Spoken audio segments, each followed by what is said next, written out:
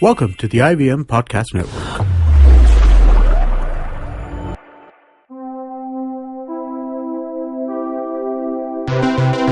This is the Geek Podcast with just the secrets.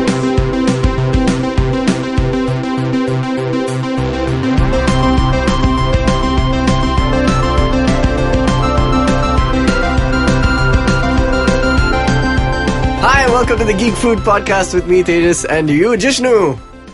As in, not the person who's listening. That person is not Jishnu. You are Jishnu. Quite sickly. Why are you sick, man? What's up? What happened to you? It's disease, yo. It's disease. It's how it happens. I think it happens when you incubate yourself in a home for 2 days straight and binge watch new Netflix shows. It was not because of said Netflix show, but I was not too upset that I happened to fall sick right when this show came out.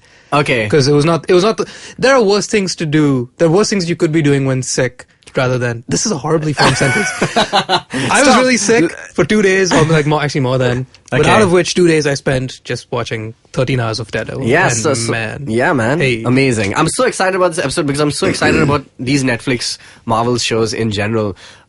We are both huge fans of both Daredevil and aka Jessica, which is just Jessica Jones actually.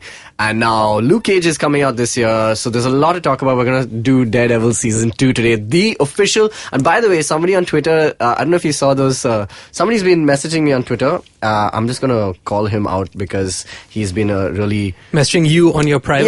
Yeah, or on my messaging privates. you on your Geek Fruits? On my privates. Okay. His name is Vinay.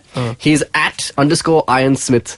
And we've been sharing quite a few thoughts with each other. He first said, hey man, you guys kind of ruined, even though you ruined Black Mirror for me. Oh man. Please, I still ended up watching both series fairly quickly. So... Oh hey, sorry about that. Yeah, so I mean... I think it was a spoiler warning though?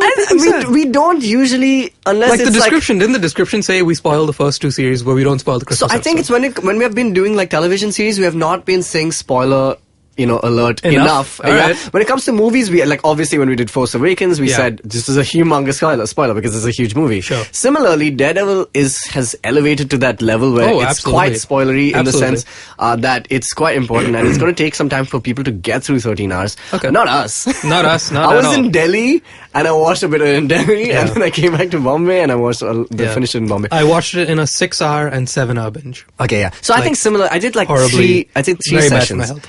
But it was so worth it. Yeah. It's so good. You have to burn through it. Okay, good. let's say we're going to spoil the entire damn thing. We're spoiling the entire show. Spoiler alert, and here, let's just be quiet for like a few seconds. So that they can if just you want to exit. back out Yeah, now. do it now. Do this now. I won't judge you. In fact, you can scroll back to our previous episode where we talked about small screen heroes and maybe listen to that. We spoke about Daredevil and we spoke a little bit about Netflix there. So... Oh, but speaking of previous episodes, I realized we should probably say that on our last episode... Which was about porn. Our last episode, which was about fiction. like fan fiction and stuff like that, we said, hey, we should be really proactive and like tell people what the next episode's going to be about. And we totally did, except that episode's going to be maybe next week. Because this is far more pressing now. So I guess we lied. Well, is we what I'm saying. pretty much lied, and actually, you know what? We had no idea we would be like so pumped. Actually, that's not true though. We knew how pumped we were. We knew this Daredevil episode had to happen. So anyway, I'm glad it is coming out, and I'm glad we're talking about it. We've given everybody about a week and a half to finish the season, so that's not bad at all. Also, how come Vinay called you out? I mean, not that I want any of the hate, but I'm curious as to why he gave it all to you. So he said, I'll just go through a bunch of his tweets. He said, left Gotham season 2 midway. This is after I told him, hey, listen, we're a podcast. We're not like a YouTube thing, or we would probably be a little more careful on YouTube or careful on any like on a blog or something like that. But this is a podcast, and podcasts are long, lengthy discussions. We don't spoil them and really get into the gritty nitty of it.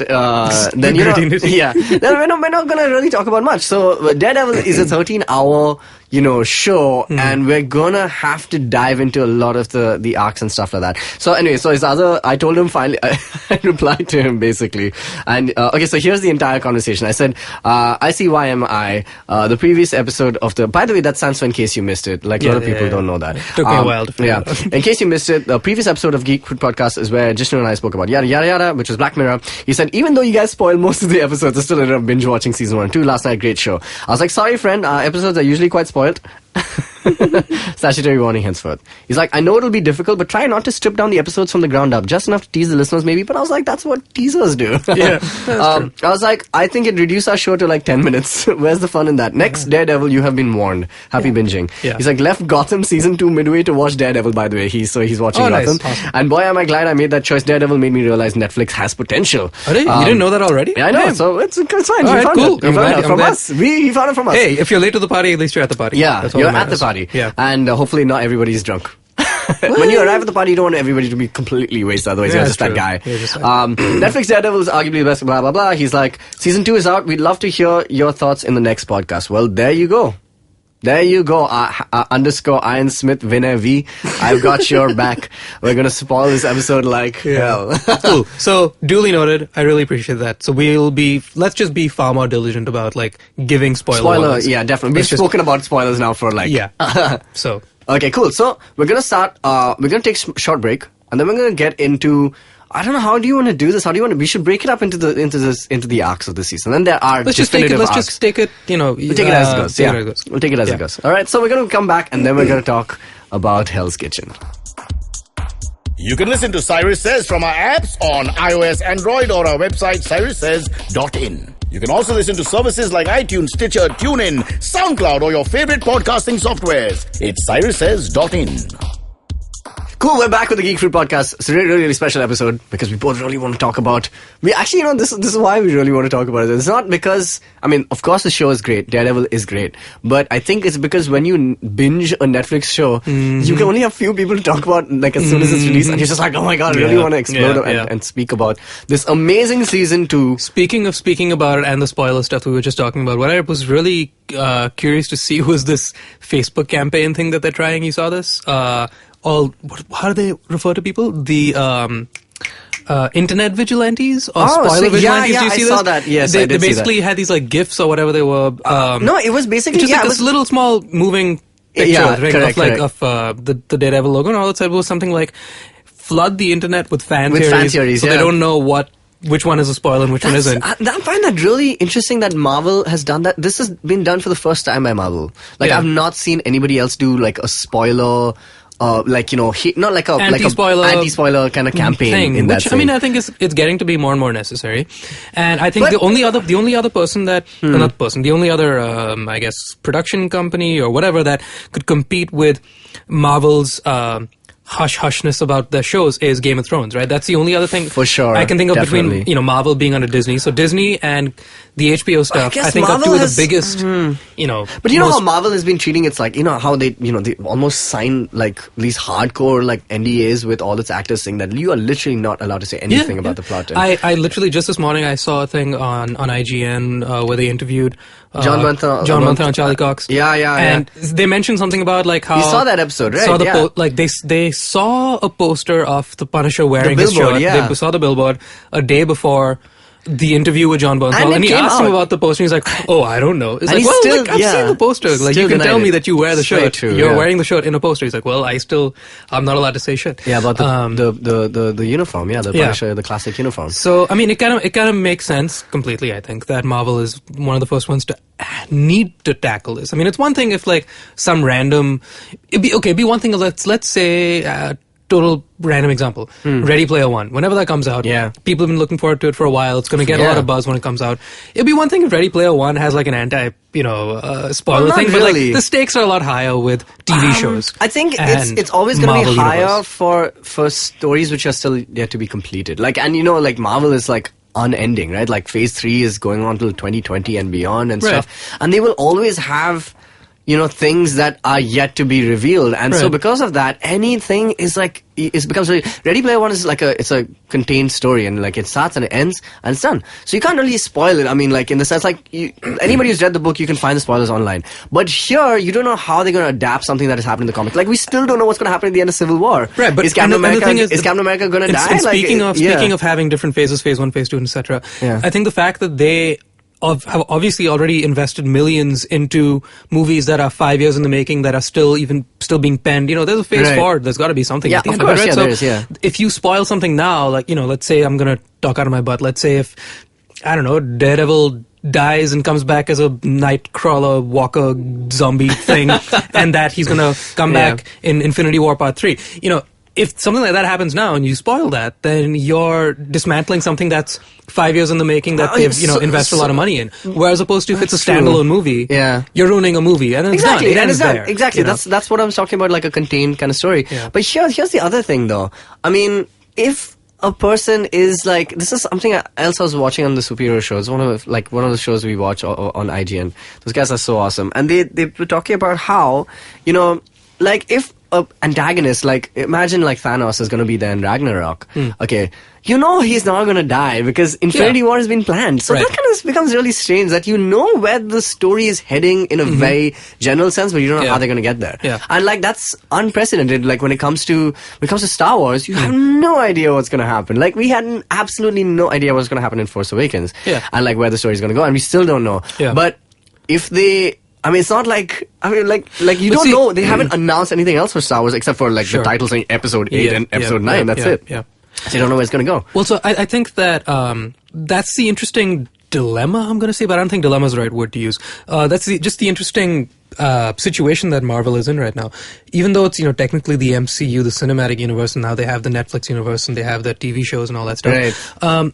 It's still, it's all under one big umbrella, and even though technically, like you said, Ragnarok is a movie and Thanos might be in it, Thanos is going to be in Infinity War. Yeah, of course. I don't really see them necessarily anymore as movies. It just feels like just one big TV show. Like I said, I watched more of Daredevil in the last 48 hours than I've seen of all the Avengers put together. So that's what a lot of people are just saying. It's like you are so much more like in touch with these characters now. You care so much more about Daredevil just because of like, I feel like if you spoiled Ragnarok for me, I'd be upset. But if you spoiled Daredevil, I'm gonna kill you. No. If you spoil Ragnarok, I'd be upset. But it would be sort of the same as if you spoiled episode 5 of Daredevil. You know what I mean? Like if you spoiled one episode, there's still like plenty to go, 8 more to go. But likewise with the movies. There's plenty more to here's come. what's happening though in the superhero, like at least that's what's happening in film. It's become like the stakes have become really much higher, and I feel like Game of Thrones has a lot to do with that.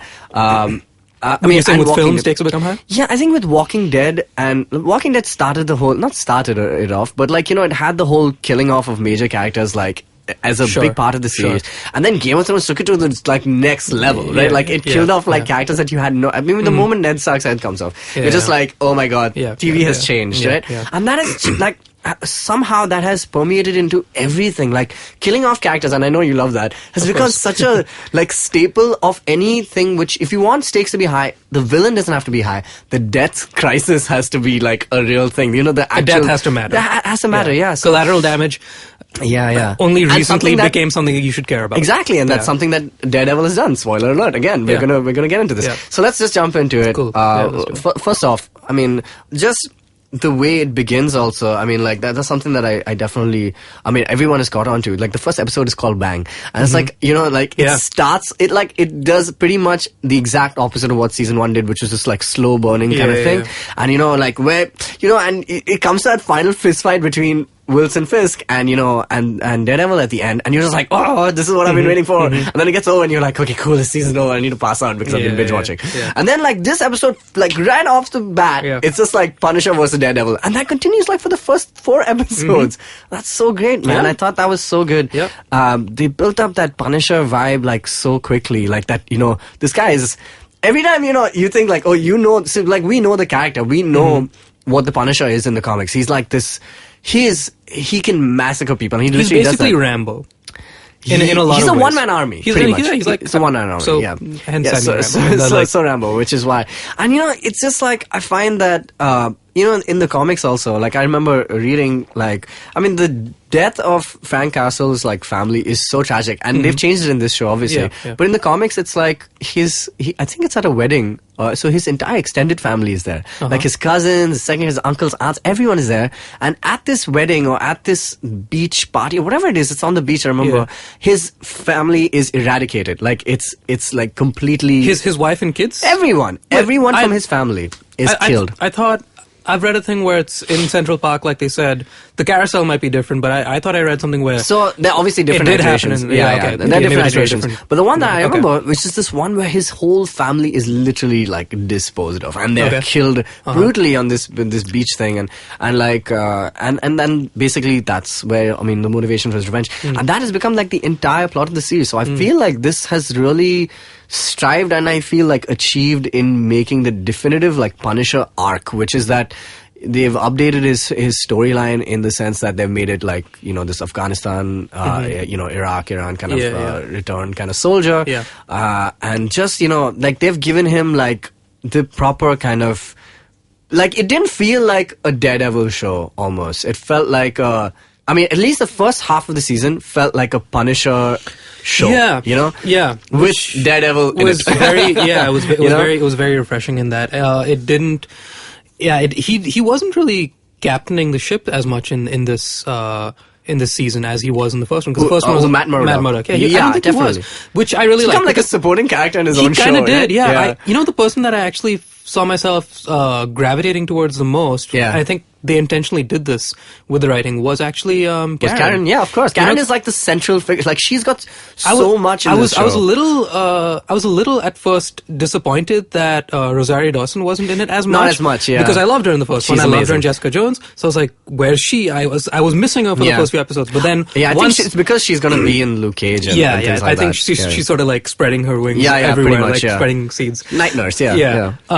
So yeah, initially I was hesitant, like, oh, okay, I guess that sucks that she's out of it. But Karen like took me really quickly. I was Yeah, like, it was such great like growth for her character in this season, particularly. And I love that Yeah. she didn't have too many damsel in distress moments. Didn't, yeah, at all. And the almost. time I that mean, she was damsel in distress, I was like, yes, that makes complete sense. There's and an she's assault in a rifle at your lot, head. like, Cool. like towards the end of the season, you know how many times she's like, and he says Brett's character, like the cop, he's just like, he's just like, I just find you always. Yeah, and trouble all this, just finds you Trouble just finds, and before she's just like, anything else, yeah, yeah. that's it. And it makes complete sense because she's tied together with two of the most important characters, which is Daredevil and Punisher. Yeah. So obviously that's a big part of it. But like, she at no point does she feel like victimized or, Yeah, you know, she never like cries in the corner and goes I like, think- why me? and I this love is that. the She's a thing. very strong character. Very strong character. Without being in your face about it. And- she, like, you know what I mean? Like, I Yeah, I never got agree. that annoying thing of like, I'm hey, being a woman. I'm being a woman you and know. I'm empowered. Like, yeah, it's so true. I'm all for that, but I agree. like, don't yell it from Very the true, rooftops. I very don't need true. anybody to yell anything from the rooftops. And it makes sense because of her like this past, which is like there's two sides to her past. Yeah. Obviously, you know, in the first season she's killed this guy, Yep. and she gets away with it. Like she's like hands, like, you know, obviously not hands clean, but like, Yeah. you know, like. She's got this really dark thing, and Right, I think, and that's so funny that they did not address it. Why she feels so much for the Punisher is apparently because of something that we haven't figured out in this season. Is that, you know, Ellison, the editor of the Bulletin, he says, oh, you know, Ben Urich, before he died, he did his research on you, and he finds that little there's one shot of some article which says something of teen fatality. Yeah, that's yeah. all we got That's from all it, we got. and there's nothing else on it. There's only one mention that she has in a conversation with the Punisher, which I loved, where he basically sort of acknowledges her as a sort of equal in terms of like how messed up you are in the head about the fact that you've killed somebody, when he talks about the gun that she had. Yeah, And yeah. he said He's like the 38. That's the name of the episode. 380. Yeah, 380. He's like, yeah. you normally people would get something shiny or something that's With a really good big, grip, good yeah. grip, but you got one that actually shows you know how to use a gun. She's like, maybe I do. Yeah. And he's like, okay, cool. And I always I felt guess like you're somebody I should like yeah, respect. Yeah, and I Which is always felt great. like that's the reason why she kind of keeps coming back to the Punisher, and she obviously throughout the season she's like really empathized with him completely. Yeah. And she says that all people who kill, it's probably not for the same reason that society feels it, like, you know, that way. Yeah, not everybody that kills somebody is a psychopath. It's a psychopath. Yeah, You it's just a dealt. sociopath. You just dealt with a bad situation that anybody could be in. You just dealt with it poorly. That doesn't mean that you're a bad person. You're in a bad You situation. might need to go to jail. Yeah, Yeah. Like But you she need, says you need that help, also, and yeah. jail is. I mean, as far as everybody, all the protagonists consider jail as a way to, what's the word with R? I'm missing it. Yeah. Not recreation. What's the word? Rehabilitation. Rehabilitation. It's a yeah. Or penitentiary. It's a rehabilitation program, right? So Yeah. jail is not something to put crazy people in and to say that you're going to be put in jail because you're just need to be an kept away all-around from bad society. person. Yeah, yeah. You're just somebody that needs help. Yeah. And so we'll give you the help you need. and once you're out, you'll be fine. Yeah. I think that's and that entire arc. There's the courtroom arc, which is that whole The People versus Frank Castle, which is again a great comic. good. So amazing, because like every time you think this show, and this is what I've loved about this show, every time you think something is going to happen, it flips it on its head so well. And you need that kind of volatile character like the Punisher too. And I love that they established his name as the Punisher, because like in the first season they don't say Daredevil. They don't say Daredevil until the very end. And I was just like, oh, are they going to do the same thing? They're just going to keep calling him Frank Castle. But they're like, no, he has a code name, it's the Punisher, and everyone just calls him the Punisher. And it almost becomes like this. Like the name becomes scarier than the individual. It's kind of like what John Oliver has been trying to do with Donald Trump, and he was like saying separate the name from the mascot and like the Punisher becomes more than the man. Like it becomes like the fear in all these criminals and stuff like that. Because Daredevil does. I think that Devil of Hell's Kitchen is an awesome name, it's though. A cool name. It's a cool name. I think that's all it is, though. I don't think the name Devil of Hell's Kitchen accurately really goes in with what he does or what he stands for. No, of course not. Punisher, on the other hand, I think the reason that it works better because it actually fits. Like, it actually is what he does. He says, I want to punish people because I want them to feel pain, and I want them to I want that pain to last, in that I want them to die.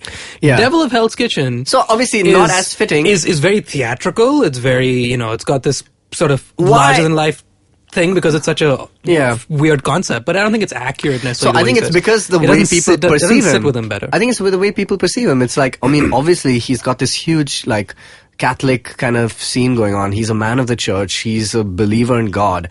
And the one thing that he doesn't want to be is the devil, and that's the way he's been perceived. And I think, and also it's this whole dichotomy between whether this vigilante justice is really what is required, and basically people see him as a devil, but he's not. I think that's but the thing is, this devil, though, the reason that the people like him is because he doesn't kill people, which makes him exactly the opposite of a devil. Well, I mean, so when Daredevil was started, I mean, the whole idea was that it's the focus was on Daredevil. I mean, when it was written, I remember Daredevil Yellow came out. The whole idea is that he's a daredevil, as in that he does things, and he has been often termed as the man without fear. Right. The man with no fear, right? Because he's blind and he does all these incredible acrobatic acts and feats of justice outside the code of law. And it's like, so I think that's where the comic books have really placed full weight on. It's that Daredevil. Right. But in the show, they've really taken that whole Catholic angle. They've taken the whole angle of justice and morality and made that the devil part of it, which very, is so very, much better. very, very true for him on a personal level. But I'm just thinking about the general populace who only know him based off of the facts that they're given in the papers, which is some dude dressed in a red suit came out of nowhere and beat up some bad guys. The other thing, though, obviously, is the fact that I mean, what kind of fear he strikes into criminals is that he's like the devil is coming for you. It's like basically if you've sinned, you're going to hell, and Daredevil will be the one to exact justice on you. So I mean, that's really what his arc has always been. But that's where it gets ironic. He won't take you to hell. The Punisher will actually take you to hell because you will die. The Punisher will and kill you're a criminal, so you will go to hell. I mean, in every his way is you more can. of an ideological. With the Daredevil, you will go to the doctor. That is about as far as you'll go. You'll go to the doctor. I mean, and having probably said jail. that, though, I mean, there are so many points in this show where there's this whole battle happening between the Punisher's like, yeah, you're a half measure, I complete the job, and then Daredevil's like, no man, I just no, you have to give people a chance, and then he'll go and kick people's ass so badly. I mean, obviously the corridor fight scene from the first thing, I mean, they've tried to up that so well, and they did it it's not a single take because there are a lot you've seen the cuts obviously, but it's fine.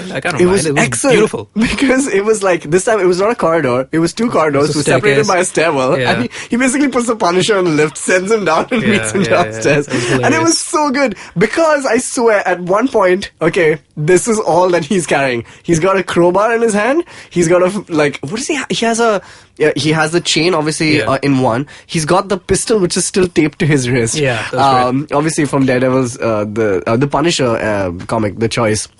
Directly lifted from that, and except there are two different endings to that. So in The Choice, the comic book, he tries to shoot. He does shoot the Punisher, but he can't because the Punisher's removed the trigger from the trigger pin, so he can't shoot him, and the Punisher kills the guy. He kills Danny Nucci, the guy who he's trying to kill. He's like, if you don't stop me from killing this guy right now, I'm gonna kill him. And he kills him. And it's in the show. Instead, they've been a little smarter. He shoots the chains off of himself. And then he tries to stop the Punisher, and the Punisher just kills that guy. He's just amazing, dude. At least he's honest.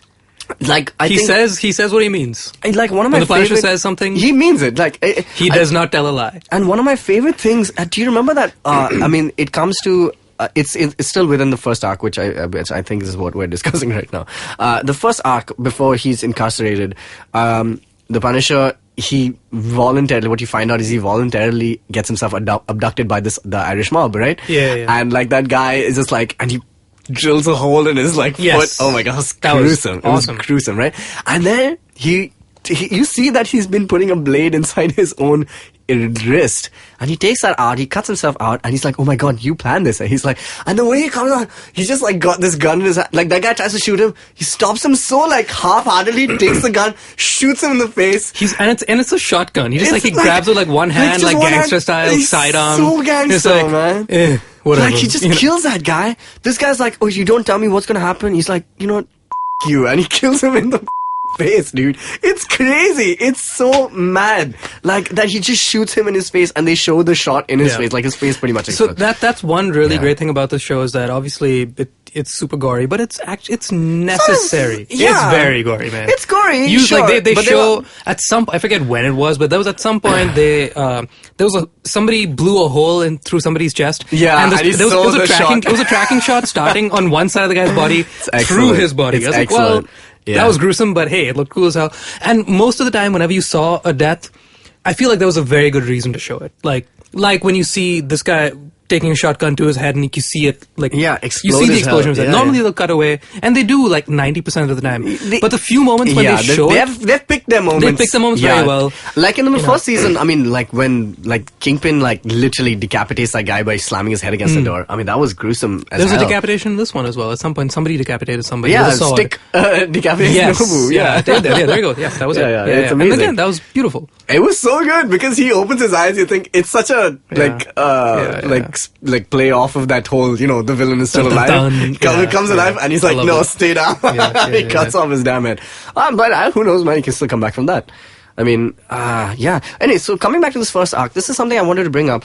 I felt a very, very, and this is what I felt generally about the first season of this, it's a very Dark Knight inspired. Like there's so many things from Batman. You can pretty much say that Daredevil is the Batman of the MCU and or of Marvel Comics. Like the whole ethical challenge that he's facing. A lot of this was very similar to the Dark Knight movie. I felt like the Dark Knight, the DA stuff, the DA everything stuff, about it was very similar. But I felt like particularly in the first arc, which is like the first 4 episodes. Definitely. Few things like when Karen is like, what if we created the Punisher? It's very similar to what the Joker has been. It's like, like Michael Caine says that, you smashed all these villains to hell, and you didn't think that you were going to have repercussions. This is exactly what's happening. Like the hockey pads thing, those guys. This is what the Punisher is, just like the next level of what you were trying to start. Yeah, and the sergeant says something about like, we've had copycats all over the place. Exactly. This guy's just the biggest copycat. Very similar. Most scariest copycat. Just a lot. And I mean, the fact that he says, you're one bad day away from being me is directly from the Killing Joke. So there's a lot of Batman inspired stuff. I was getting a little tired of it, but it was just handled so well. It was handled well, and I think it ended also in the first 4 episodes. I'm glad that they put a button on it pretty quickly, and they said, okay, we have bigger fish to fry than this right now. Yeah, it's so true. It is getting old. I really hope that we don't see too many more of that dilemma, because it's a dilemma that I think has been dealt with very well. Very well. Also, hasn't been dealt with too much. It's true. But the few times it has been dealt with, it's been dealt masterfully. Nolan. So we know, okay, the audience has seen it done familiar with this, pretty much as good as it's going to be. So let's move on to another thing. Still Daredevil, I mean, it's a very important, it's a very important, relevant thing that should be addressed. It has to be addressed, yeah. So I would like it to be addressed even less. Yeah. So you can bring it up. By all means, bring it up again later on. I'm sure it'll come up at some point. No, and this season, the whole season has been about difference of ideologies. That's the whole arc of the entire season, is that what I do and what you do, we have the same end goal, but the way we do it is completely different. And there's the Punisher way of doing it, there's the Stick way of doing it, there's the Elektra way of doing it, and then there's obviously the Daredevil way of doing it, and then there's the Foggy and Karen way of doing it, which is uncover the truth through the legal system. And that's great, right? I love that. What I found amusing was that for all his preachiness that Daredevil argues with Punisher about stuff, he very conveniently chooses when not When to be. to- You know, like That's something I was gonna bring up, Like obviously. right at the very, very end, And when, obviously when she's- when he snipes those guys, he's like, and he smiles at him. He's like, he's like, "Hey, thanks for killing those guys, man. Yeah. I know I've been arguing with you for like 13 episodes, but hey, I'm glad you did it right now." But you know It's what? like, So obviously the last episode, we'll just cut to it for just a bit. But the last episode has always been the weakest episode in the Yeah, and this was in no both exception. seasons. I think this was also pretty weak. Yeah, it was weak because I mean, like, it's weak in the sense that it doesn't have the meat and the weight of the depth of the previous season, obviously. Yeah. But I think the last episode is like your fan service episode because you want everything to go down. Yeah. And it's like Ultimate Showdown. Yeah, it's a roof. It's that last, mano a mano kind of thing, and it's like, and it's great, man, because I really wanted to see Punisher show up at the end and snipe a few people. I'm really glad that they did not have an Avengers circle up moment with the three of them because they basically had their Neo versus Agent Smith, the Agent Burly Smith brawl, thing, right? It was yeah. basically literally that. Yeah. So I was half expecting when they pull away to a massive epic scale wide shot where you see the two of them and they're surrounded, and then out of nowhere Punisher drops on some maybe like a helicopter with a freaking Gatling gun. I was surprised. I wouldn't have been use it. surprised. Yeah. I would not have been surprised. So, I mean, here's the thing. I'm though. glad it was dealt with a little subtler You're than talking that. about this conveniently forgetting stuff. I was just like, yeah, they go on the roof, and by that, I think it's also because he's done. He's spent by the end of the show. Like, and that's what happens in the last season. Also, he's so tired. He's just like, and Elektra is like killing off these guys and these ninjas, and I mean, he doesn't even see. He's just like in the beginning. I remember he throws like batons and stuff, like to stop them from shooting people and like killing. He's like, no, you don't do this. No, Stick, don't kill. No, Punisher, don't do this. And at the end, she's like killing people, and he's like, screw it. I'm totally okay with it. It's fine. I think it's also because he's just like, you know what? I'm done with Hell's Kitchen. Let's leave. Let's like get out of this city. Yeah. So I think. I mean, just talk. So yeah, convenient. It's fine. It's very passable. Like it's okay. And there was one thing that can give it a like pass. mildly annoying me in the back of my head when he was getting so worked up about like trying to stop them from killing other people. After a point, it's like, you be the best you can be. You don't kill people, that's great. Keep doing your thing. If they're gonna kill people, you can tell them not to, but if they're gonna kill people, it's not on your conscience, it's man. Not, yeah, exactly. Like, it's not. You're it's not saving people. It's not your job to save everybody. But that's been his. That's what literally everybody tells Matt Murdock in this. Yeah. Like, when will he get it into his thick, reinforced skull? Yeah. That like you can't take the burden of everything that people do on your shoulder. He's constant. Like the priest is like, Matthew, it's not your fault. Elektra's like, no, listen, you can't stop this. Karen is like, listen, what's happening with you? And Foggy is like, dude, you cannot do this. The priest is like, dude, you can't help it, man. Your work is over. But this is why Foggy is reaffirmed in this season. He might very well be my favorite supporting character in the entire Marvel universe. Yeah. I love. He's awesome, dude. Every He's time awesome. he confronts Matt, I feel like he got a little less this season, though. Got a little less what? Like face screen time? Yeah. Well, maybe. Yeah. I guess because the first season was setting up and there are more characters, the company and stuff, and now obviously, there's a lot more going on. That. The first season was far more directly about them. Yeah, the two of them. Yeah. So, but basically, especially in this season, more so than the first one, I think. Even every time he confronts Matt, since he had that whole blowout with him when he discovered who he was, which still remains one of my favorite episodes I've ever seen on TV. Amazing, when the reveal happened in season 1, right. when he confronted him about it. Now that that's done with, and they know where they stand, the fact that Matt is unapologetic to Foggy is likewise unapologetic to Matt, so he calls him out on his shit, and he stands by it. Yeah, exactly. Because I really feel like, honestly, if you had a friend who was, doing stuff like this, I really feel like that would be the most logical thing. Like, because listen, if you're gonna your put best friend would always say, "Dude, what the hell are you doing?" Like if you really love somebody like a best friend, then you don't need to sort of kiss their ass at every second to make sure that they feel secure. Because if you're a best friend with somebody, then there's that level of trust of like, I can be honest with you, and you still know that I love you. I don't need to tell you every 5 seconds. I don't need to pussyfoot around everything I talk to you about. Yeah. And so I just love. But I also love that Matt Murdock at the in the middle, he's just like, yeah, you know what? I know you're saying this, but I gotta do this. Like, you can't help it. Like, they're both friends. They both know what the scene is. This is what it is, and like obviously that's what really leads to the whole split between. And I feel like Foggy really always had the upper hand, which I was very happy about. I feel like even though they always split ways and they both said, well, screw you, I'm gonna go do my thing. Foggy was always. He always ends up being the one that I feel like makes the right decision. Yeah, like he's the right person. Matt eventually, by virtue of the fact that you're a freaking ninja and you can kick ass, that's the only reason you're right. But in practice, you're horribly wrong. You shouldn't be doing these things. And in practice also. Yeah, right. It's just the fact that you've been gifted with this amazing divine power of doing these things, but in theory and in really principle, Foggy is the moral compass of this show. Yeah, completely. Definitely. Everything he says, at least I feel like everything he's always said and done has been in the right place with the right intention at the right time.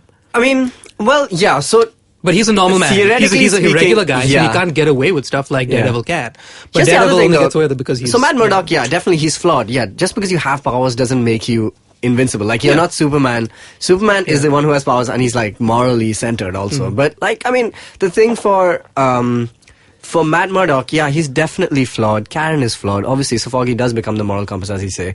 But I feel like, Foggy doesn't know what, and this I'm going to defend Matt Murdock, but I'm just going to say that he has no idea what's happening, especially the second half of the season. So the Punisher thing, he's mystical stuff with the hand and the blacksmith and what's happening with Nobu and Stick. He has absolutely no idea what those stakes are, and those are those cannot be quantified on a human level, and when I say human, I mean like what day-to-day stuff that we do. I mean like what is in court and stuff like that. You can't stop that's what the Avengers were created for, right? Like when one single hero can handle it by herself. Like I completely agree. Which brings me to when are we gonna get to a point? Maybe in the Defenders. Probably Defenders. When are we gonna get to a point where people call out the Avengers a lot more? Because I feel like all the stuff that's happening, when you have, Thor beaming down from God knows where, rainbow bridges and aliens and Ultrons and whatnot, when all this is happening around you, if you were to say, listen, man, there's some undead ninjas, it's like, okay,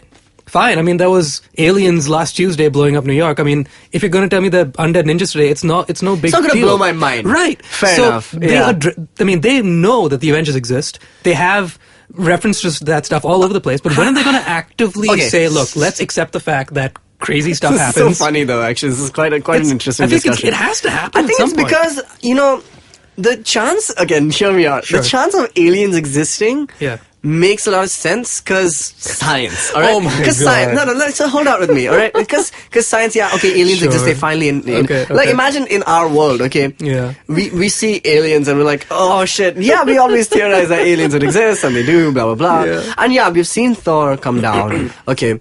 But here's the other thing though, that the mystic aspect of it, that stuff can come out of our own planet that we don't know about, is, I feel, far more, it's harder to believe that something has existed here on this planet and we've been completely oblivious to it all this time. Well, now here's where... But if something foreign had to inhabit our planet, you'll be like, oh wow, something has entered, and we knew everything we knew about our planet, but like now more shit is coming from the sky. But the thing about the mystic stuff, which we don't have answers to yet, is we don't know... It's probably an Iron Fist is going to happen. I would hope so. It's a lot Kunlun-based and stuff, One quick digression about Iron Fist. Yes. I got super excited for like maybe 20 minutes when midway through, when... that Madam guy? No. When there was an older British guy. Yeah, the Winston guy. Yes, whose son was in the blood transfusion thing. His son's name was Daniel. Daniel, Iron Fist's name is Daniel. Yeah, I know. I was just like, maybe. Well, so I was a little upset. I was really hoping for some. But and then he goes and proceeds to kill that Louisa from the hospital. So I was really hoping for some Iron Fist little nugget. But I didn't feel like maybe there is one that. But it has to be Danny Rand, so that guy's name is Winston. Right. No, but I was hoping maybe they just change the name or something. No, they won't change the name of Danny Rand. So Rand is supposed to be they're millionaires. They're a very famous family. Kind of like Oliver Queen is the Queen estate is very similar to the Rand estate, that they own a lot of things and stuff like that, and he's the spoiled kid, and that's how he basically gives that up. It's kind of like the Bruce Wayne story minus the death of parents. Right. Yeah. But the parents did die. Eventually? Yeah. I'm not so familiar with Heroes for Hire. Sorry, the only thing that I have read was Heroes for Hire. I didn't read I've not read a lot of Iron Fist, but Iron Fist is a great character. From whatever I've played in the games and and I've seen it, it's awesome. It's really really sick. His special move in Contest of Champions is very impressive. What is it though? It's he punches you with his fist. I mean, what do you expect? Okay, imagine if it was a kick or something. It'll be so disappointing. It's Iron Fist kicks really well. Kicks are so good. But coming back, where were we? So coming back to so I just want to, before we get into the second half and all the mystic part of it, the the first half of it, which is like which is the Punisher and all that stuff. I think that was really, really well handled. And in fact, like the first half, I'd say the first half is better than the second half. Yeah, I would agree. Yeah? Yeah. Because the second half is like, oh, we're coming to this, kick-ass, finale, and we have to throw in all this. And there's the fact that, the Punisher, like, becomes the second, like, tier kind of subject in this, in the second half of the thing. So basically, it's the first half is just like him and what's happening with him in the trial, and Reyes is there from Jessica Jones, and that whole like legal battle was really, really interesting. Yeah. And similarly, like how they did it in the trailers, which is that the first trailer, was about the Punisher, the second trailer was about Elektra. Yeah.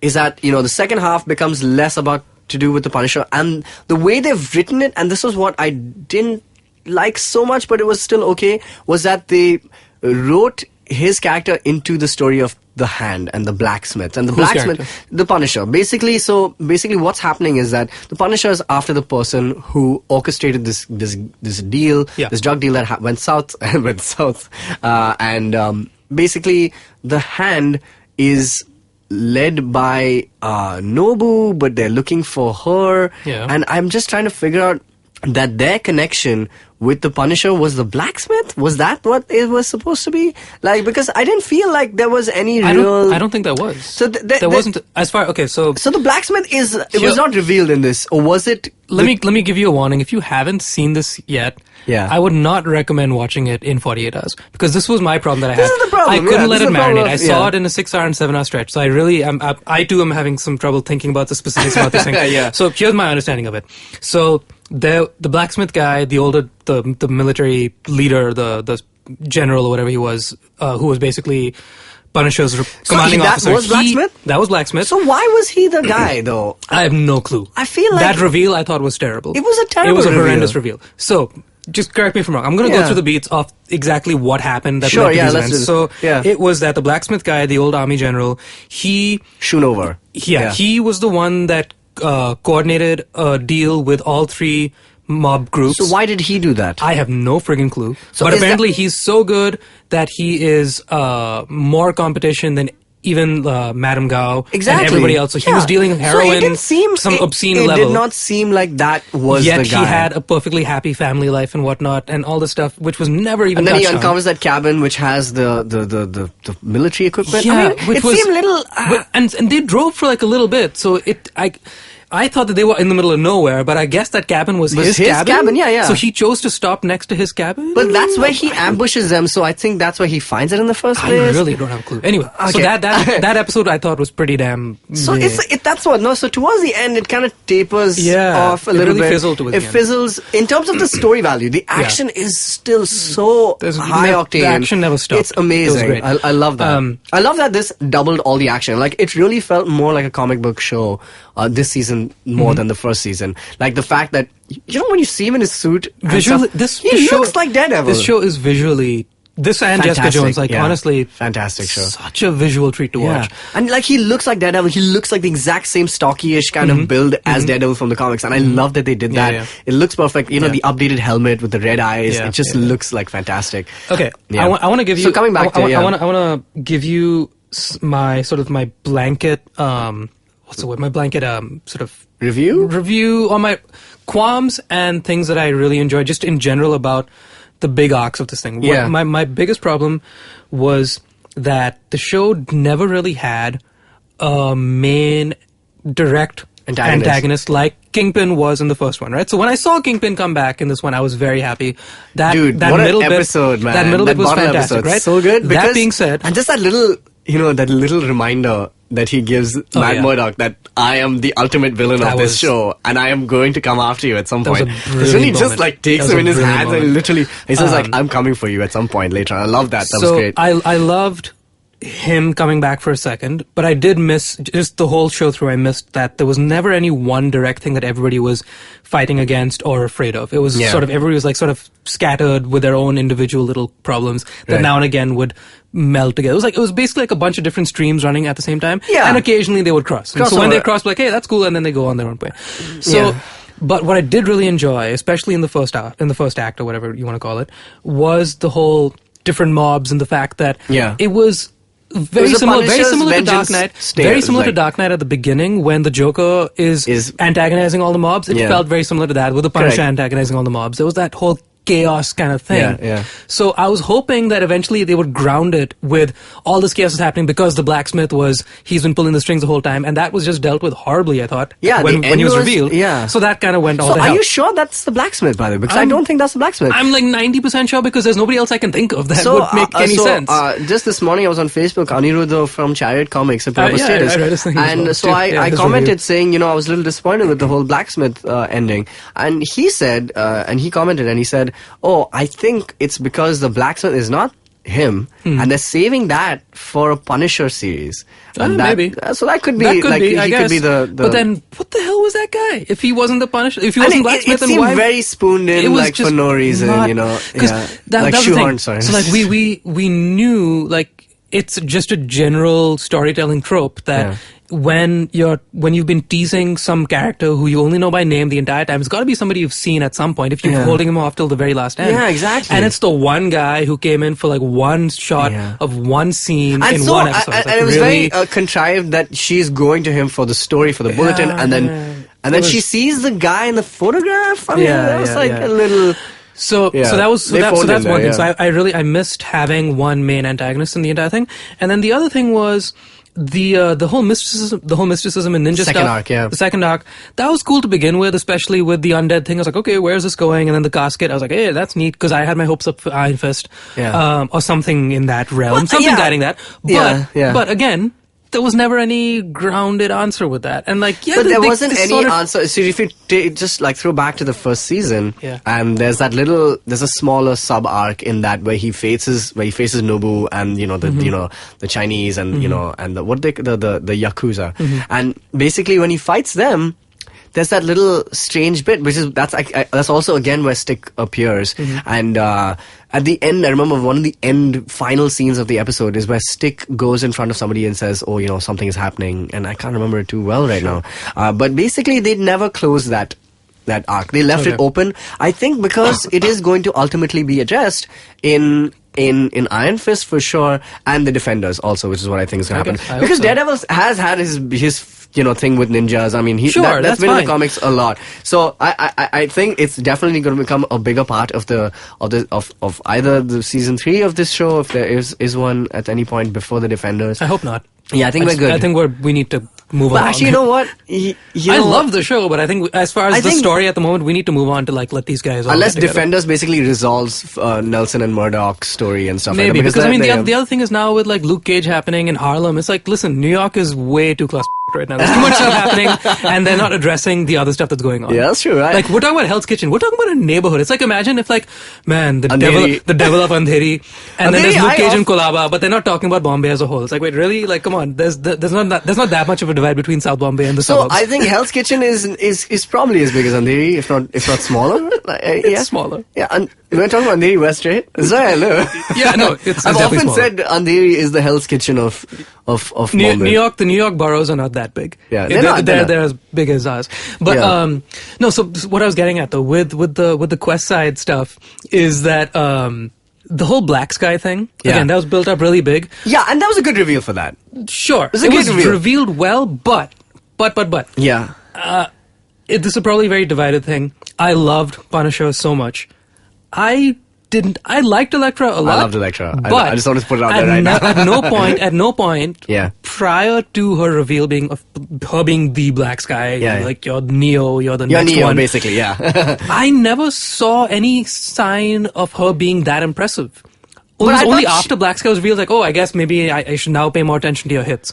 Because prior to that, when she was kicking ass and taking names, she was on par with Daredevil. Haven't you seen that she's never been defeated in a battle? Like, even with Daredevil, she was still... Okay, but that's she fine. Defeated But Stick, but she here's the defeated thing, but we've everybody. how many battles have we seen with her? I mean, It's okay. My fair beef enough. with her is the same beef that I have with Rey.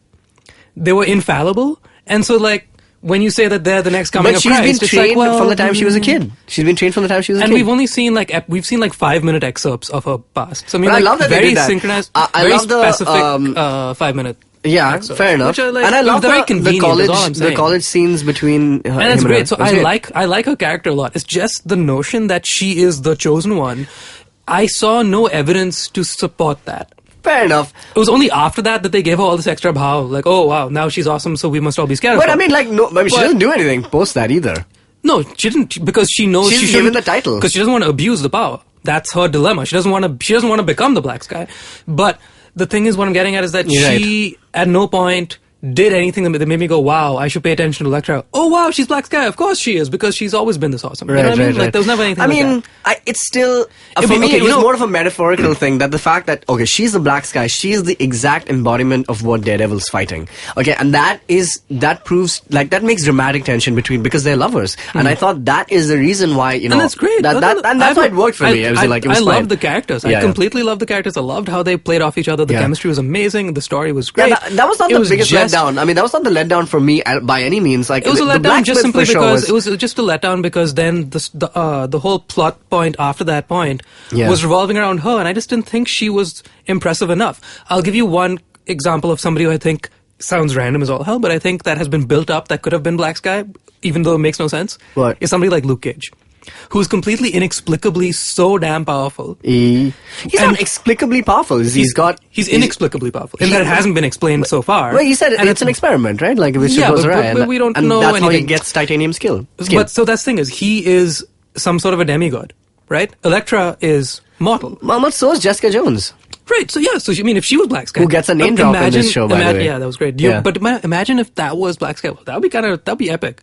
If that's your crossover, you introduce Jessica Jones for the last 4 episodes. Okay, cool, hey, it's me again, and it's like, oh wow, and then Defenders comes out. Like, that would have been really cool. That would have been cool, but I don't think they're gonna cross over until they're. Yeah, of course. Well, I mean, I know Jessica Jones is going to be there in Luke Cage. And I think Iron Fist also is now rumored to be there. But they almost finished shooting. Do you see a little teaser, by the way, at the end? Yeah, it was great. It was great. Yeah, see, so like something like that. Yeah. After I see a teaser like that where the guy gets riddled with bullets and he's like, hey, I'm just me. If you say that guy's the Black Sky who we must all be afraid of, hey, I don't know, man. I'm afraid of Luke Cage. I'm not afraid of Elektra. Because Elektra is just another Daredevil. She's just another ninja. I think it makes more sense for Elektra to be in because Elektra's got great history, obviously, with Daredevil, and it elevates her role in Daredevil's life even further. It totally further. does. Yeah. From a story point. All I'm talking about is like on a factual basis of like your is I mean. No, I mean you have to support a claim like if you're going to say you're the next coming of Christ in the negative sense. Yeah. you need to act like one. I have another question though, Jishnu. Do you remember in season 1, when Stick appears, he's like, "Oh, I'm going to try and remove this weapon called Black Sky." Isn't that what they say? And then they go, and it's that kid. I heard about this. It's that kid who's like that bald kid, and he's like, and he stops Stick. He's like, "This is just a kid. This is just a child." Yeah. So I thought that was Black Sky, and then they say Elektra's Black Sky. Unless they use a different name and I'm completely... But I guess Black Sky is a sort of like a reincarnated, like the Chosen One kind of thing? But that was last season. How is it that Elektra has become suddenly... Unless that kid was killed and now she's the Black... I don't know. Huh, so is that like, is that like they choose I just want to confirm right now. I really don't know. So I'll tell you what, we're going to take a break. All right. We're going to take a break and we're going to talk about the other parts of the season. Yeah, we've not gone in any particular order, but we're going to talk about the other bits of the season. And I'm just going to check up on this Black Sky thing, man. But till then, let's hear about another podcast. Now, if you want to listen to some brilliant indie music from all over the country, it's really simple. You can find me on Made in India. That's madeinindia.in. My name is May, and it's spelled M-A-E-D. Now, I've had some great artists on the show, including the likes of Nikhil D'Souza, The Cognac Net, Last Remaining Light, Tejas Menon, The Other People, Alicia Pays, Lakshmi Baum, Vasudha Sharma, Ankur Tiwari, and so many more. Now, if you want to subscribe, you can go to iTunes or Stitcher or your favorite podcast app, or you can find me on my website. That's madeinindia.in. That's M-A-E-D, or on Twitter and Facebook on Made in India. Cool. Hello again. And we're back on the Geek Root podcast. Oh my god, we're already like really, really way in. But we still have so much to go because so much to do. I mean, this is a problem though. So much to do. By the way, I wanted to ask you, I don't know if this, because I didn't see that many trailers for the show, but the ones that I didn't reveal anything at all. Like, everything that it did, it was like in the first like 3 episodes or something. Yeah. And I was so happy that because the moment this whole, Black Sky and Nobu coming back and everything started happening, I was like, where is this show going, man? Yeah. So I was really, they've been good about that.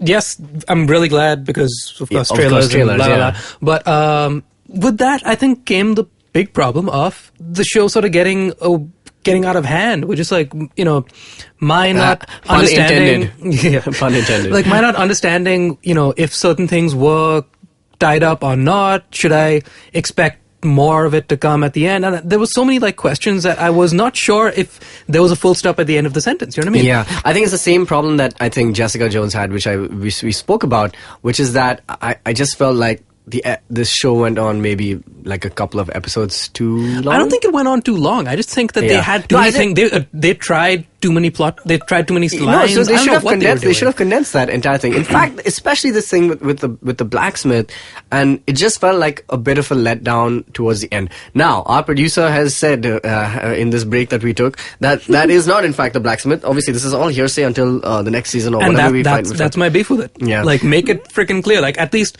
let me know either somebody is or isn't, or let me know if I should, or let me know if I should if I should stay invested in the storyline further. Because I was ready to believe that we're done with the blacksmith. We're done with the blacksmith, but apparently we're not. Yeah. And that is nobody's fault but the showrunners. And the other thing, like, also the other thing of the black sky being, multiple, like in the first season is this kid, and now it's Elektra, so are there more than one black, I just don't know what's going on. I feel like there needs to be one kind of like, almost like the ancient one in like Anfis who'll be able to like just sit somebody down and explain the hell out of it. I think a very simple explanation of my sentiment towards this season and the show as it stands right now. Yeah. They've got me into the characters so much. I freaking love these characters so much. But as far as where the hell we are in the story, I have no freaking clue because I'm lost. Well, and that's a very bad thing. I think, so I'm really not happy about the fact that I have no clue where we are in this plot point. I think in terms of the plot point, where we've reached is like, Daredevil is full-time Daredevil right now.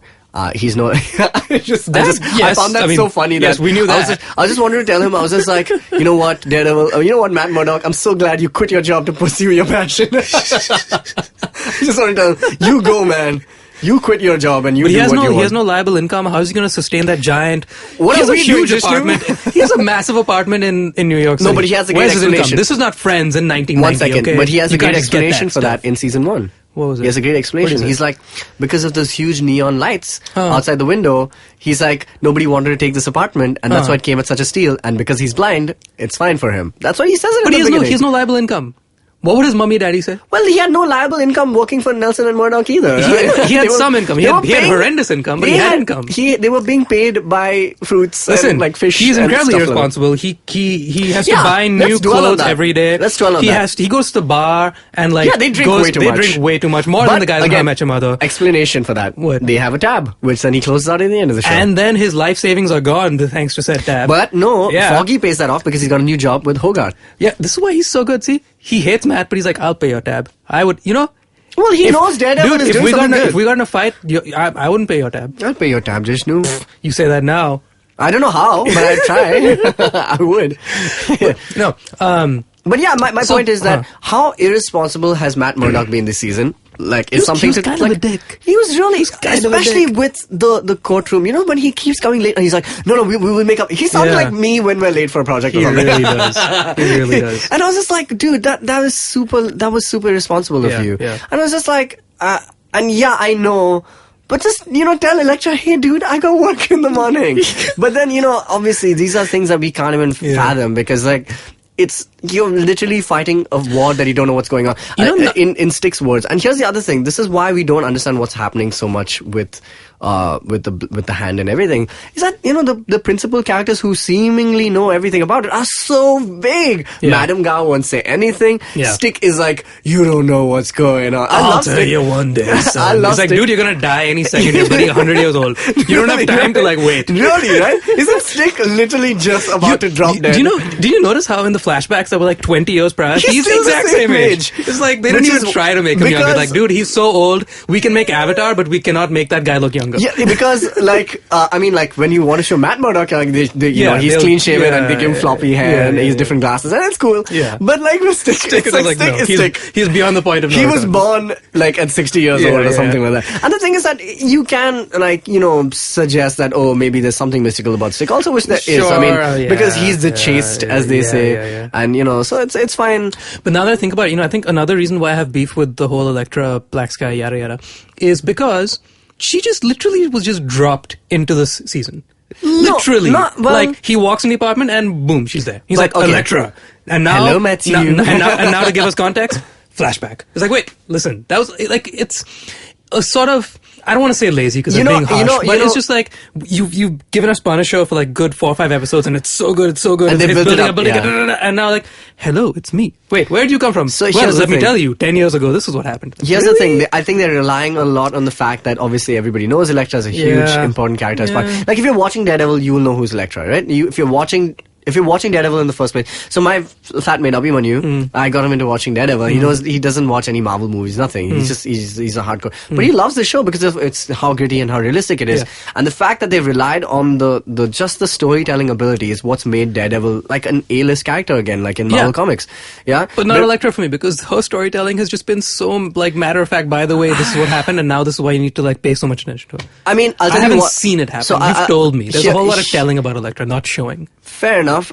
What I liked about Elektra happens in the first few episodes, which is that I think when she's introduced, her first few episodes, is when she's introduced, she comes in as this, mystery, and I think that works really well for her Sure. because you don't know much about her. That's why and like, yeah, she's sexy and she's got this really cool accent, and you don't know who she is, and you know where she's come from, and like obviously Daredevil fans know that, but like for a casual viewer, if you're watching the show, you're just like, okay, cool, and yeah, should they give you the requisite kind of 101 on this is how they met in college, etc. Yeah. And the fact that she leaves him at such a pinnacle point is that she gives him Roscoe Sweeney, which is like a huge character in the Devil. He's like, this is the one that killed Jack Murdock. Yeah. And it's a really great scene. I loved it. It was great, and that was big enough a moment, like drama wise, emotional stakes wise. It was big enough a moment to leave him, and then find him again later on. What the reason for why she comes back to New York City is a little meh. Okay, yeah, she says, there's something happening in my company that I want you to kind of help me with. Yeah. It could have happened anytime. Why now? Yeah. I mean, so sure, but I think the way she's introduced is great. Because here's the other thing. It works. Once her stuff starts, so I'm guesstimating episode numbers here, but just for argument's sake, I'm going to say, episode maybe up until episode 4 or 5, it's all Punisher, and it's getting so good. Yeah, it's amazing. And then she gets dropped in, right? And then now we have her and Punisher, and we're sort of dealing with Punisher's fizzling out because he's reached his peak for a little bit. He's fizzling out, and she's getting built up. Her backstory is getting done, and then this whole Roscoe Sweeney stuff happens, and then Punisher goes off, and he's disappeared for a whole episode or two because they've sort of realized, okay, we're getting way too class right now with two completely opposite separate stories, so we just need to like write out Punisher. And it's like, you've built up Punisher so well for me. I don't want him to get rid of And no, it's even after, that's why I'm saying, I think the show works until like it worked like story wise, it worked like until like say the 8-9 episodes. Even the part where the Punisher finally gets incarcerated, he goes to jail. I mean, the whole people was so I see it as the first bit is like Punisher raging war, just killing all these people. Yeah. Then being incarcerated in the courtroom drama, and then his actual moment in jail, and then the part where after he's released becomes a little like it kind of loses its way because of the whole blacksmith thing. I mean, like it's his reckoning where he becomes the Punisher, but like that didn't feel as important as like the previous parts of the show. The other thing, obviously, that is tying it together is, of course, Matt Murdock. And I think what they want to kind of show is that they don't want these storylines to connect because they want to show that he has two separate lives that he has to deal with. And it's hard for him because he's one being pummeled in and out, day in, day out, right? And like, the other thing is that he's got this whole mystic, weird, supernatural thing to take care of that nobody from his other life will understand because it's so bizarre and crazy. At the same time, he loves Karen, but, and I want to ask you what you thought about that romance. So he likes Karen also at the same time, but he's drawn to Elektra because that's who he truly is. But the people who are giving him his morality and his human side to him, which is not his crazy superpowered side, is these people. And that I feel the focus of the show should have been that. But instead, it kind of went in too much to the blacksmith part of it and the hand part of it and the stick part of it. But like it should have been, and I think that was purely for action purposes only, right? There was some great kung fu happening, obviously towards the end of the show. But like the real drama lies, obviously, the show is called Daredevil. It has to be with Matt Murdock, and I feel that was they missed out on like that. his turmoil, his personal struggle of the Matt versus the Daredevil And you ask thing. was any just- Marvel fan, who's the character in Marvel Comics who's been screwed over the most? And people say Spider-Man and they'll say Daredevil. Daredevil's got the most like tragedy involving him. Like most of the people in his life have died in the comics. Foggy dies. Everyone died. Like pretty much everyone has died in the comics. So Foggy comes back. But for like Spider-Man, and this is the same thing, is that there's so much tragedy. But like Spider-Man is still a kid, even when he grows up, he's still got this huge sense of humor, which is why they kind of, Spider-Man and Daredevil have always been a really good pair. But Daredevil's always been roped in this tragedy, and they kind of focused on it, and there was a great touch point towards the end, and it's just before they go onto the roof. Obviously, there's that great moment between Elektra and Daredevil where he's like, you know what, screw all this shit, let's just bounce, from the city. And I love that. Yeah. And it's kind of, like what's gonna happen. It's like, again, like a throw to the dark night. But it's also very stupid.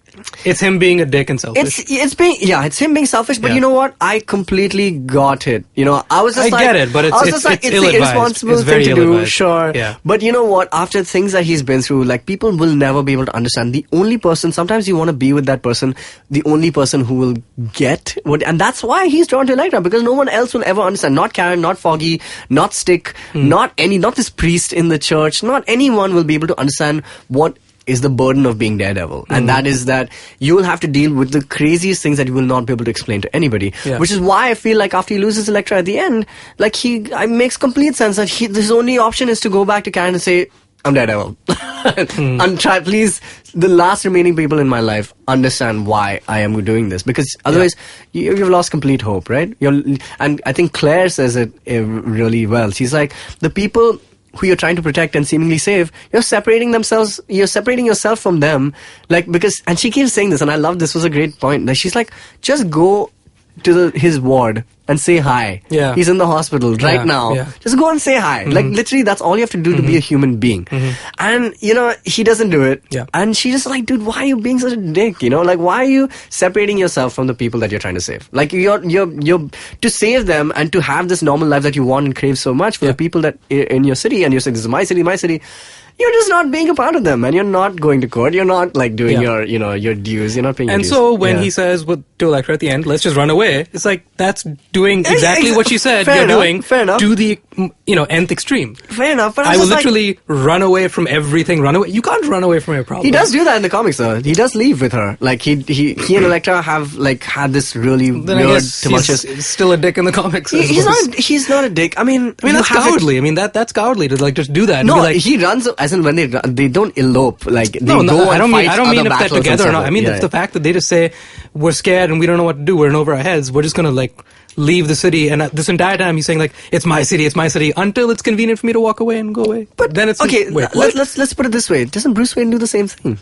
Yeah. Bruce Wayne does the exact same thing, right? Yeah, like we said, they have extreme parallels. Yeah, I think Bruce is a dick as well. I mean, he's a freaking. I mean, I've told you how much I hate Bruce in Gotham. No, well, not that Bruce. I'm talking about Bruce in general. I'm talking about Bruce in general, and if you want the Nolan Bruce, like he finally goes to Paris. Yeah. With Catwoman, right? Yeah. And he says somebody else will do the show. Yeah. But you have to understand that this is not something that can be continued. At some point, I mean, how much of yourself, like this guy's his bones have been broken like literally every day. His heart has been broken on a daily basis.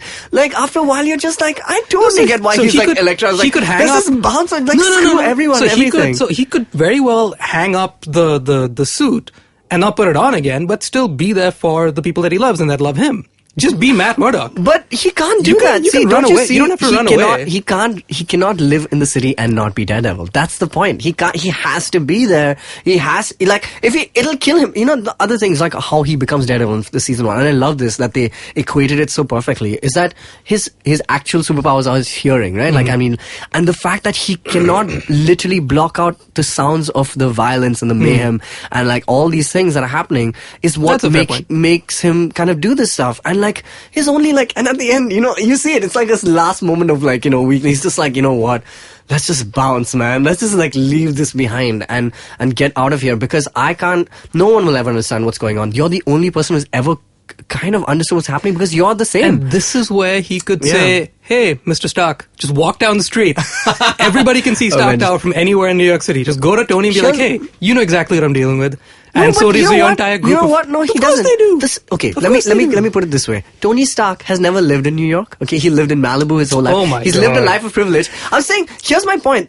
These guys are street level heroes for a reason. It's because they live among the people. The only person who actually might be able to Jessica? maybe Jessica, but I'm saying But like no, in terms she of the didn't, big heroes, maybe Captain America, but not even him because he was in ice for like 8 years. So there's really nobody who can understand or appreciate the Ant-Man. actual struggle.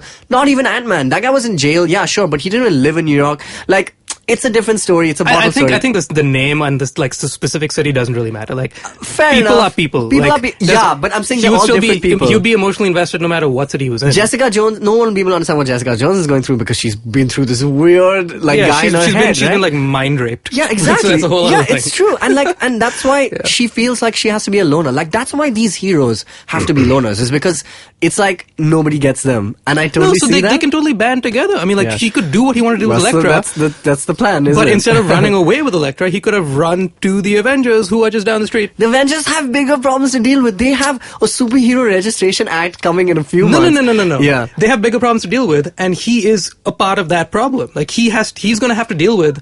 This is another thing that we. Now, I mean, good we're point. really running No, out of time. no, but no, we're not running out. eventually, I mean, Yeah. Daredevil is going to have to deal with the consequences of. I guess even Luke Cage. I suppose once Luke Cage comes. This is the interesting thing. This is an interesting thing for two reasons. Okay, here's Luke two. Cage is in September, right? So Luke Cage is in September. So he's gonna I come don't- out after this incidents of Civil War. Yeah, I don't know what's gonna Hey. do for New York at least. Okay, so here's the other thing. I just want to bring this up. I made a point Sure, to note. sure. Two things in the MCU. One is identities, right? And we've talked about this briefly. Is There that aren't too many There secret aren't identities identities. in this. Like right now, there are two, which is Yeah. Matt Murdock, who's Daredevil, and Spider-Man, who's like back suddenly Yeah. in the mix of things. So there are no real other identities. Everybody knows who everybody is. So Superhero Registration Act is now molded itself into government control. That's Yeah, one thing. So I don't know how Matt Murdock fits, or Spider-Man actually for that matter, Yeah. fits into this whole secret identity. We need to know who you are. kind of thing. Come to think of it, wouldn't it make complete sense to get the guy who's a superhero and a lawyer to be in on the meetings about like making a law for superheroes? Exactly. But I mean, it's Shouldn't he be the Nelson and first- Murdock. Shouldn't he be the first person you call? But nobody knows that Daredevil's a lawyer, right? But yeah, but like I would think that Except for Spider-Man. if he's smart about it, he'd be like, "Hey guys, I would like to volunteer my services to you because I don't have a job, and this will give me something to do during the summer." Yeah, and here's my internship. And I am genuinely invested in this Oh, man. debate that you're gonna have. You know what would be cool though? Like, because Hogarth's company is a big one in New York. Maybe they could be like, but I think this is more of a UN kind of discussion. It's not a law. Like, I mean, which it is about a law. It is about So law, you but need a it's dude going who to does be the law stuff. International Court of Justice or something like that. Yeah, but probably. I think But it's Daredevil's US-based. credentials are like, yo, I have a suit. He's a perfect match for it, but nobody knows that. Right. Here's the other thing He that I really want to should talk just about. like drop in at some point in the middle of the movie. Dude, I would love He nothing really more. should. Like, Dude, he really why should. is it Daredevil needs to make an appearance in Infinity War? I'll just be like completely bummed out if Anyway, it doesn't happen. go on. The other thing is killing in the Marvel Cinematic Universe. Hmm. Where are we with that? do you Because Daredevil, the whole show is about killing, Yeah. which is why it reminds me so much of Batman. Because in the DC universe, killing is a bad thing, right? Killing people is a no-go. Like Batman is after Superman's blood, literally for that reason, because Yeah. he's killed so many people in the first movie, Man of Steel. In these movies, if you have noticed, people kill left, right, and center. Iron Man has killed plenty of people when he goes to Afghanistan or whatever Yeah, he in goes. Iron Man 1, he killed everybody. He yeah. kills everyone. Captain America has no qualms in like beating the shit out of people. I mean, Yeah. Captain America is kind of a little more like Batman in that sense. Yeah. But killing is not a scene for these guys. Yeah. So how does this work out though? Like that Daredevil is kind of like, oh, don't kill people. And that's the whole arc of his show, don't kill. At the same time, there's so much killing happening in the MCU. And I've just wondered But I that think the it's- Marvel yeah, universe sure. is so much about like, doesn't think too much about exterminating its enemies. So I think if any of these guys, any of the MCU players, of which Daredevil is not, Yeah. if they had 13 hours that we could dedicate to them, They would need then it. they would touch that. The fact is, you're giving a guy like, especially in Iron Man 1, where I think he killed the most amount Yeah, of he people. kills everyone, yeah. Definitely. In Iron Man 1, you need to introduce Tony Stark as Tony Stark. You need to set up Iron Man. You need to show up his origin and give him a villain. So you're saying who he it has would to never overcome. happen in the There's movies? not enough time, I Yeah. don't think. I mean, maybe we could do it now with an established character like a Cap or an Iron Man who Yeah. we've seen for 3 Yeah, movies. yeah. Now maybe you can address it. No, having said that though, no, but I'm saying Marvel has been about this, has not been about it, but they don't address the killing at all. Yeah. But the DC universe, a big part of that is the killing aspect, I feel like, because Batman, his whole thing has been no guns, no killing, but I mean, obviously Yeah, we've seen yeah. guns in his hand now in the trailer, which might actually change everything. Yeah. But yeah, it's an interesting point to note that DC, the whole thing about Superman doesn't kill. Superman has always been about not killing, Yeah. and they ended the first Man of Steel. But with I feel like him snapping in Zod's that neck. vein, Marvel is a lot more. I hate to use this word, more comic booky in Yeah, their movies it is than more comic DC booky. is, because they're far more like the continuing adventures of these space aliens that Yeah. come by and like Yeah, this yeah, robot man. yeah, yeah. Whereas with DC, it's always like the gritty realism of we don't kill people at the guns. Nobody he's jokes. Nobody has he's like, any you're a sense false of humor. god. And Yeah. things like that. Whereas False Marvel god, is yeah. like, Yeah, fair hey, enough. there's a hole in space and this guy's coming through it. Let's go Yeah. fight him with lightning bolts. Yeah, that's true. So Very it's true, yeah. I it's guess- a lot more. Yeah, it it's- is the- It's more. Having said that, though, family now, friendly. I mean, the topic. Marvel Cinematic Universe now kind of moving towards the darker side, especially with Yeah. Civil War. And like everyone who's been talking about Civil War is saying that there's apparently something happening at the end of Civil War which is going to change pretty much everything. And I don't know what it is, but like apparently like it's so this is something that it was being said on the Superhero Show on IGN also, is that at the end of Civil War, it's like like they were talking about the differences between Batman, Superman, and are you talking about the flip from what happens in the comic books to what they? No, you're talking I'm about saying like Okay. in Batman versus Superman, we know that it's not gonna be like Batman wins or Superman wins. It's Yeah, gonna be yeah. Batman and Superman take down Yeah, Doomsday. yeah, yeah. But in Civil War, it's not gonna be like they're fighting a third enemy. Yeah, Finally, yeah. somebody is gonna win this battle, or Yeah. it's gonna end tragically, and that's really what the difference is here. Yeah. And I feel like apparently that's the big end of Civil War, that is changing everything. So there's a theory. I think we think about the same one. I'm hesitant to talk about it this far in advance for fear of like spoiling something for No, we can somebody spoil. Okay, 4 months in advance. But we don't know if it's gonna happen. I Yeah, don't know but for it's- but any it's a very viable- Let's say it. All Let's right. say it. I think we should. Okay, so in the comics, Captain Cap America, dies. Captain America dies. right? Yeah, yeah. of But course in he this dies. one, it's one of the greatest deaths in like any comic. Like it was much better handled than Death of Yeah. Superman, which was a terrible comic if you actually have to think about Sure. it. But yeah, the because they retconned it and they brought him back. we should Similar. we should make note in our description that we're going to talk about this. Yeah, because yeah, I think we this can is talk about far Silver. bigger than the Yeah. Daredevil spoilers. But I mean, it's not a spoiler until it's No, true. but it's a theory that I wouldn't want to know had I not. You're saying he's gonna die in this movie? My money's not on Cap. My money's on Iron Man. Dying, right? Yeah, yeah. because he needs an out. But I think that I heard that there's an Iron Man 4 coming. Sure. And it's not going to be with him, though. Maybe not Tony. But so, see, my argument for his death would be he dies, which causes everybody to like really pause for thought and then be like, okay, we need to like get it together, guys. I think Captain America is definitely going to die. I think Cap's gonna die. Yeah.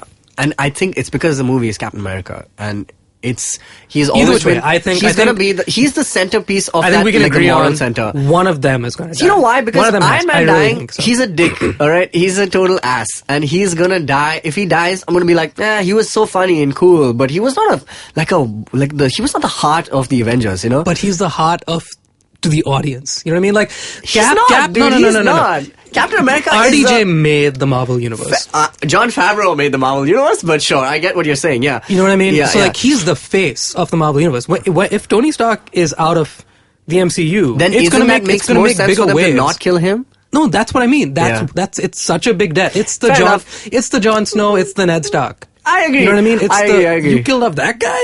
So Yeah. yes, we did because we have 20 more movies left. And we want to make a new Tony Stark for you. We I want to give think up Captain America somebody will else in the die books. and they'll bring him back. I think they won't simply because it's in the books. I really just think it's just for that simple reason. Well, they did everything else that was in the books. Yeah, but this is like the big one. That it's like I know, it's like, kind of The people big know one. that what's going to happen.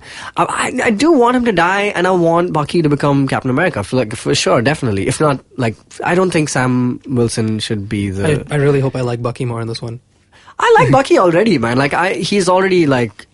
if he becomes Captain America, he will become a badass Captain America, like the one that Ed Brubaker did in his run, with a gun and the original shield. I think, like, it'll be... Like, and there's already been so much foreshadowing. I mean, like, Yeah. with him holding the shield and everything. So, I mean, though Spider-Man has also now held the shield. So, Yeah. I mean, yeah, we just went into Civil War now. Should we move on? We should just move on. Okay, so let's just end. Let's just end the show with a little recap of Daredevil. So, where are we at with Daredevil? Is that Nelson Murdoch are done. Karen knows that he's Daredevil. Karen is now working for the Bulletin, which is something I guessed after Ben Urich dies in the first season. Okay. I always thought that, you can't kill off Ben Urich because he's like one of the most famous characters in the comics. So I thought that she'd use his name as a pseudonym or she'd become his role or something like that. So Which eventually she that does, has happened. yeah. Foggy's gone off and joined Hogarth. So is he going to be in Jessica Jones season 2? I friggin' hope so. Like I hope said, so. Man, he is my favorite. He would be so good there. He is my absolute favorite. And if we're doing a swap, then I hope Nuke comes into Daredevil. Like, that would be great. Like Simpson from... Ooh, that would be neat. cool. Yeah. So Foggy's off with them. Who's left? Punisher is now Punisher. Just being He's himself. He's just being the Punisher. In theory, I guess if our friend the friggin' blacksmith is still around, then I guess he's looking for him. Do you think he's gonna Do you think he's gonna be in season 3, or if he's going to get his own spin-off? Do you think he deserves his own spin-off? Totally does. I'll watch the shit out John, of that. I was such He's brilliant so good. casting. What a great, what a brilliant perfect casting choice. Yeah. Such a like the minute he opened his mouth, like his voice just his voice is pretty much the same as it's like a darker version of what he does in The Walking Dead also, but like it's perfect. Yeah. It's so perfect. I liked Walking Dead substantially less once he was out of it. Yeah. And I like Daredevil substantially more that he's in it. Yeah, of you know, course. like it's just so good. Yeah, he's such a presence. He's a great presence. Dude, that one scene, man, where he's at the tombstone and he's just talking about his daughter. Oh, dude, I cried, dude. Like I was like totally crying. I was just like, oh man. And you can see Daredevil also. He's just like, oh, my eyes don't properly work, but tears are coming out of my mask. And I was just like, wow, dude, you made Daredevil cry. You made the devil of Hell's Kitchen cry with your story. So yeah, he's excellent. So Punisher is punishing. Elektra is seemingly not dead. Elektra is she's undead. alive. No, she's a night. She's in a Walker of the Night. Yeah, she's gonna come back, but I wonder if she's gonna come back like very Lazarus Pit style, which is like crazy. You know, like she's gonna become like nuts. And Matt is Nobu's definitely dead. Madame Gao is gonna make an appearance back in Iron Fist. So Matt is BFFs once again with Stick.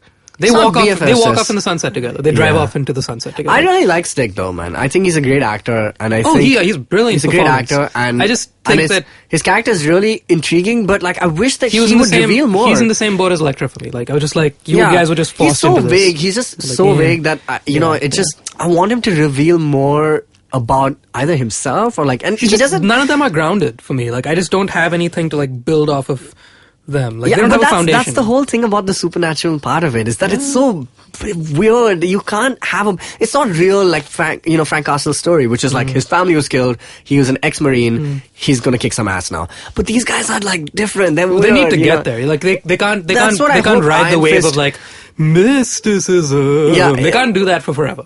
Like, you need to ground yourself eventually. Yeah, they can't. But at the same time, I wonder... It's like the Force, man. Like, eventually Obi-Wan had to sit down and be like, listen, here's how the Force works. I need to explain this to you. Because that's not how the Force works. Because the first 45 minutes of the movie, he was like, the Force. And Han was like, what do you mean, the Force? And space things like, hey, a blaster is so much better because it makes sense. So eventually, the Force was explained in Empire. So they need to have their moment where Yoda needs to sit somebody down and be like, look, buddy, here's how this should work. That's going to happen in Iron Fist for sure.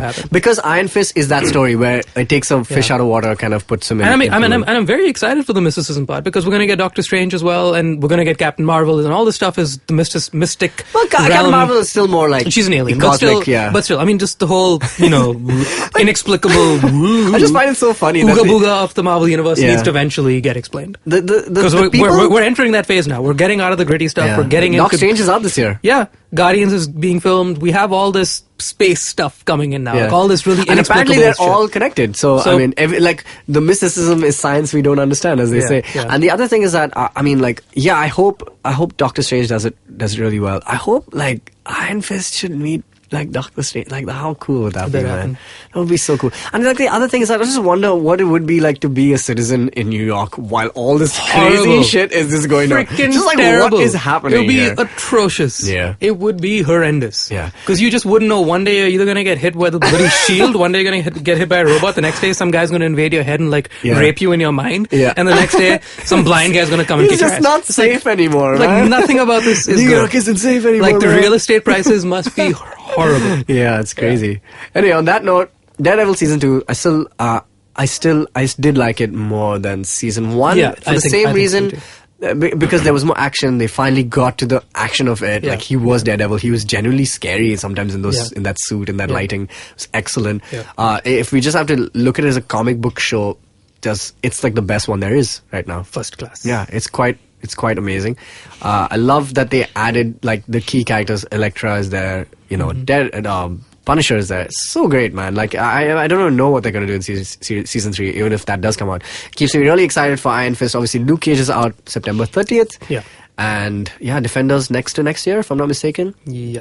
I wonder if they still have to follow the plot lines of what's happening in the movies and kind of adapt them. Like, I'm sure Civil War will have some kind of effect on it. I hope they do. Infinity War will have some effect on it. Of course it will. And you know, that's what somebody was saying, is that I hope that whatever's happening on Infinity War is so big, so large scale, that the Defenders, either Series 2 or whenever it does come out, is just their version of events of Infinity War, but happening for these guys. Like, what's happening with these guys during the events of Infinity War. Because that's what Agents of S.H.I.E.L.D. is. Yeah, exactly. Agents of S.H.I.E.L.D. is currently the only one that's constantly that is dealing doing with that, right. repercussions. That's so good, though. Yeah. Just weave in and out of the storylines. So, okay, cool. I guess that's Let's just stop. Wow, we could just go on forever. Okay, yeah. Let's just okay, cool. end it now. We end Daredevil Season 2, Yeah. and we're very happy. Good job, Marvel and ABC Studios and Netflix. Feel good about yourselves. Yes. Except for that damn Black Sky and Blacksmith and... Yeah. Well, hopefully Black Panther will be good. Black Panther will be good. I have yeah. very excited hopes for that. Dude, it looks Okay, awesome. Enough. Yeah. Bye. Okay, cool. That's cool. This is our episode. Yeah. See you guys. If you have any other The comments, usual stuff, contact Geekfruit at Gmail and the Geekfruit HQ for the social media stuff. You know all the stuff. We do it every time. Geekfruit.in, that thing cool. that you probably Yeah. are listening to this on. Yeah. Maybe. I don't know. Cool. Bye. Bye.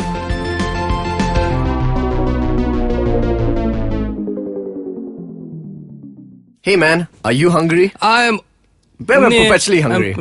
I'm peckish. Alright, then, when about the time you get hungry, you should definitely listen to the podcast. Podcast. It's spelled powd. Because It's a pun. No, it's not really. It's not a pun. No, it is a pun. It is a pun. Basically, their website is called the Daily Pow. Look, is it a pun or not? It's a pun. It's a pun. Is it fun? It's fun, I guess. Then do it. Alright, so if you like listening to our show, then you should definitely check out the podcast, because they're also pretty like indie and stuff, and they have a website called the Daily Pow, and they review a lot of things in and around the city, like, you know, food and culture spots and city secrets. I don't know what those are, by the way. Are there like secrets in the city that we don't know about? So, and they talk about like the real gems of Bombay. So, if you like it, then you should definitely check it out. It's done by Purva Mehra, Pranoti Datta, and Amit Gurbaksani, who's like a great music journalist. And yeah, they're really good at it. They are very charming people. They're awesome. Yeah, we just met them, and they're really great. And their podcast is great as well. It's a fun pun. And you can find it on ivmpodcast.com. Not podcast. The podcast can be found on IVM Podcasts. Not podcast. ivmpodcast.com.